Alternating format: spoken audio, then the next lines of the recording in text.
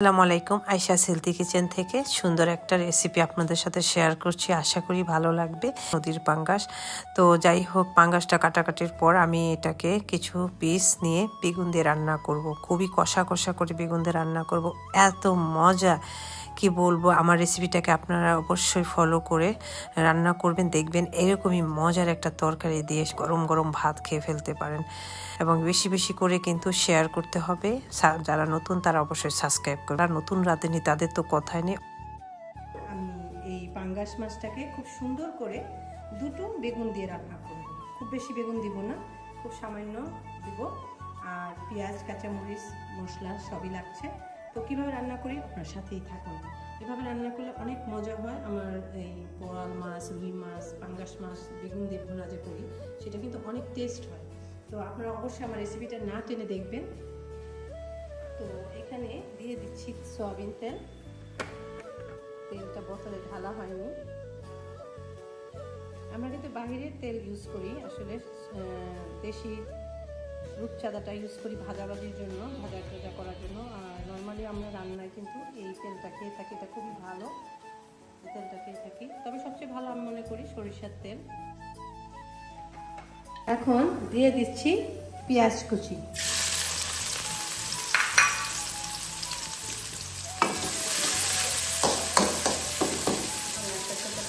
পেঁয়াজটা দেখুন একটু বাদামি হয়ে আসছে। এই অবস্থায় আমি এখানে রসুন বাটা দিয়ে দিব, লবণ দিয়ে দিলাম, আর রসুন পেস্ট দিয়ে দিলাম 1 চা চামচ। এবার রসুনের পেস্টটাকে একটু ভাজা ভাজা করে নিই তেলের সাথে।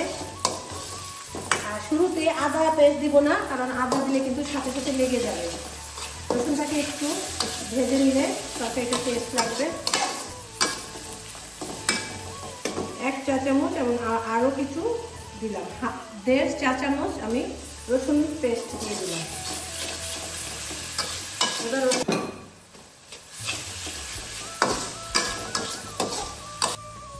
4 চামচের 1 চামচ আদা, আর একটু বেশি দিতে হবে, 1.5 চা চামচ আদা পেস্ট দিয়ে দিলাম।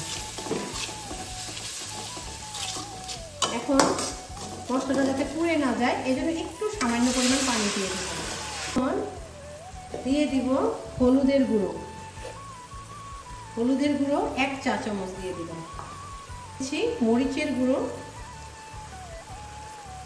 সেটাও 1 চা চামচ পরিমাণ দিলাম, কারণ পাঙ্গাস মাছ একটু ঝাল ঝাল হলে কিন্তু খেতে ভালো লাগে। 1/2 টিস্পুন দিয়ে দিলাম ধনিয়ার গুঁড়ো, আর জিরা গুঁড়ো দিয়ে দিচ্ছি 1 চা চামচ জিরার গুঁড়ো দিয়ে দিলাম।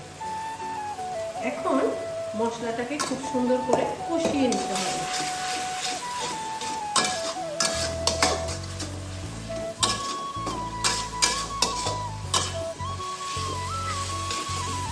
আর একটু পানি দিব। এবার মশলাটাকে খুব সুন্দর করে কষিয়ে নিচ্ছি।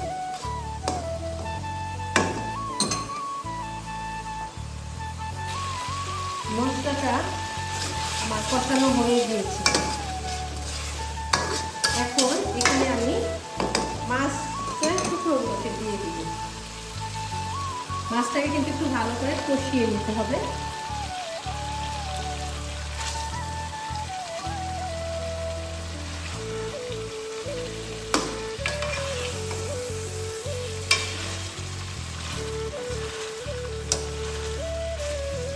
এই মাছটা যেহেতু অনেক বড় পাঙ্গাস, মাছটাকে খুব ভালোভাবে কষিয়ে নিতে হবে।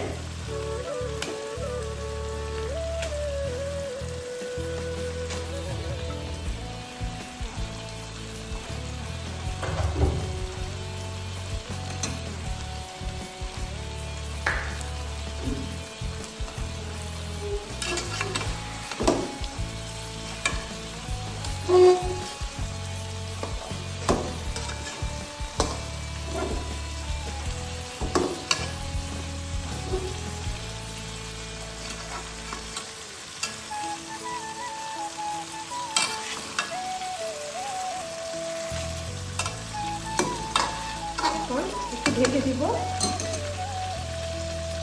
তার আগে একটু ঢাকুনি দিয়ে দিব।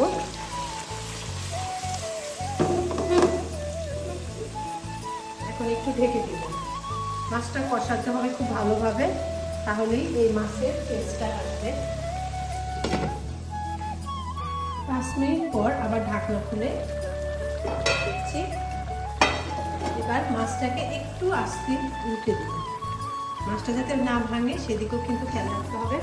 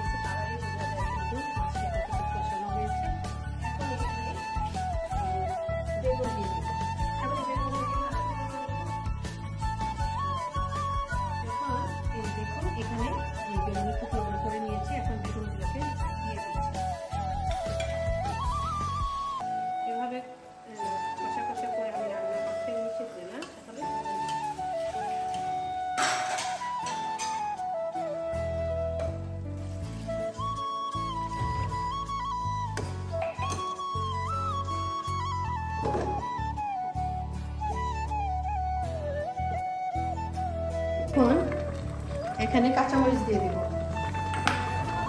এখানে কিছু কাঁচামরিচ আমি ফালি করে রেখেছি, সেগুলো দিয়ে দিলাম সুন্দর একটা কাঁচামরিচের ফ্লেভার আসার জন্য।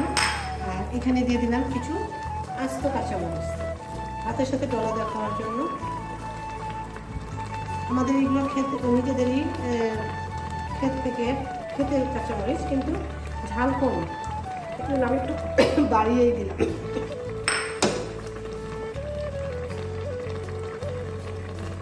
এখন এটাকে একটু ঢেকে দেব।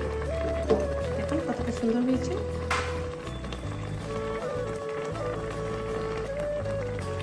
এখন এটাকে আমি ঢেকে দিচ্ছি। জালটা মাঝারি আঁচে দিব, কারণ বেগুন 5 মিনিট পর ঢাকনাটা খুলে দেখছি। তবে এটা বড় করে ফুটে এসেছে এবং খুব সুন্দর একটা ফ্লেভারও আসছে। আমাদের এখানে বিদ্যুৎ চলে গিয়েছে, অন্ধকারে তরকারিটা বাকি অংশটুকু রান্না করতে হবে। দেখুন তরকারিটা কিন্তু অনেক সুন্দর হয়েছে, কালারটা আসছে না কারণ বিদ্যুৎ চলে গিয়েছে। যাই হোক, এখন কিন্তু আমাকে ধনিয়া পাতা দিতে হবে তাড়াতাড়ি। আমি এখন ধনিয়া পাতা কুচি করে রেখেছি। এই ধনিয়া পাতাগুলো হচ্ছে বিলাতি সোয়াজ, যেটাকে বলে বিলাতি ধনিয়া পাতা, তো সেটা তো সেই ধনিয়া পাতাটা আমি এখন দিব।